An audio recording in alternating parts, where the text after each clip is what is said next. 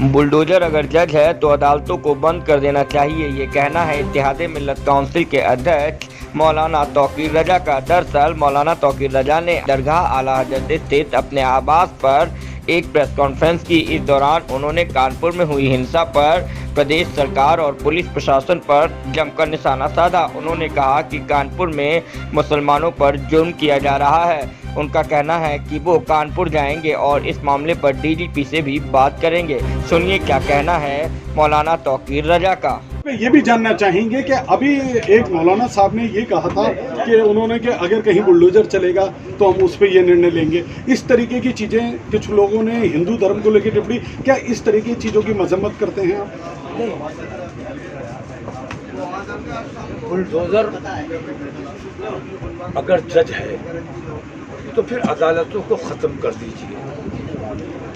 किसी ने जुर्म किया है उसके खिलाफ एफआईआर होनी चाहिए, उसकी गिरफ्तारी होनी चाहिए, उसको जज के सामने पेश किया जाना चाहिए। कायदा ये है, संविधान ये कैसा है। बाकी किसी के खिलाफ कोई शिकायत आ गई, आपने मान लिया कि ये मुजरिम है और उसके घर पे बुलडोजर चला दिया, ये अन्याय है। ये अन्याय किसी भी कीमत पे बर्दाश्त नहीं किया जाएगा। जी कह रहे हैं बच्चे हैं नादानी कर जाते हैं तो उनके संग इस तरीके की कार्रवाई नहीं करनी चाहिए, बुलडोजर नहीं चलाना चाहिए। जिसने नादानी की है, जिसने अपराध किया है, उसको सजा मिलनी चाहिए। उसका कोई समर्थन नहीं किया जा सकता। लेकिन जिसने गलती नहीं की है जबरदस्ती उसको मुजरिम बना देना ये अन्याय है।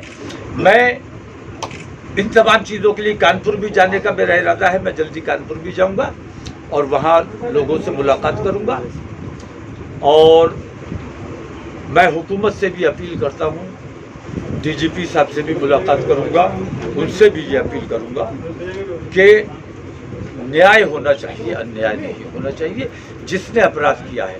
क्योंकि ताली एक हाथ से नहीं बजती है, लेकिन एक हाथ को वहां पर हथकड़ी पहनाई जा रही है, दूसरा हाथ आजाद छोड़ा हुआ है, ये अन्याय है। लेकिन वहाँ सारे वीडियो सामने आए, पत्थर ले जा रहे हैं, वीडियो सामने आए हैं। मेरे पास भी वीडियो है जिसमें पुलिस दूसरे पक्ष के साथ मिलकर मुसलमानों पर पथराव कर रही है। मेरे पास भी वीडियो है जिसमें हिंदू घर की छत पर से पथराव किया जा रहा है। वो तमाम वीडियोस हैं, प्रचलन में है और वायरल हो चुके हैं। उन वीडियोस का संज्ञान पुलिस को लेना चाहिए और उन पर कार्रवाई करनी चाहिए।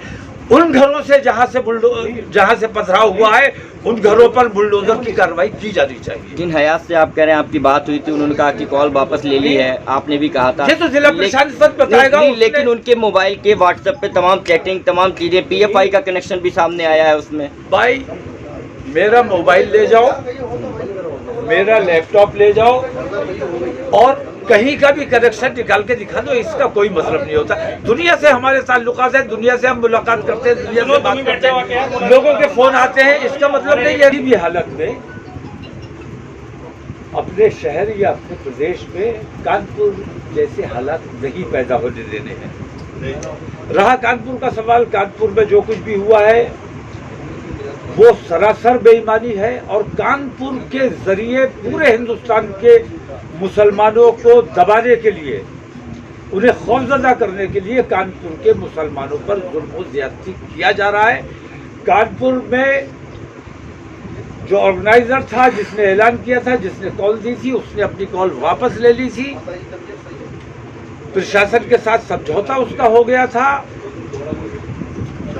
वहां सिर्फ इतना हुआ है कि जुमे की नमाज के बाद जो नमाजी मस्जिदों से निकले वो भीड़ की शक्ल में ही निकलते हैं, तो उस भीड़ को ये समझा गया कि ये प्रदर्शनकारी है और दूसरे पक्ष ने उन पर हमला किया, पथराव किया। सच्चाई ये है, जिन लोगों को गिरफ्तार किया गया है, भीड़ जमा होती है, तमाम लोग मस्जिदों के नमाजियों की फोटो में छाप दी कि भाई ये भी थे, तो भीड़ में तो कोई भी रह सकता है।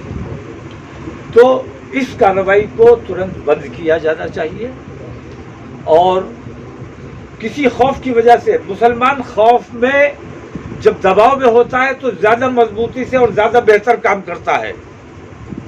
तो ये समझ लेना कि कानपुर के जरिए मुसलमानों को दबाया या डराया जा सकता है, ये सरकार की और पुलिस की गलतफहमी है, इस गलतफहमी में ना आए।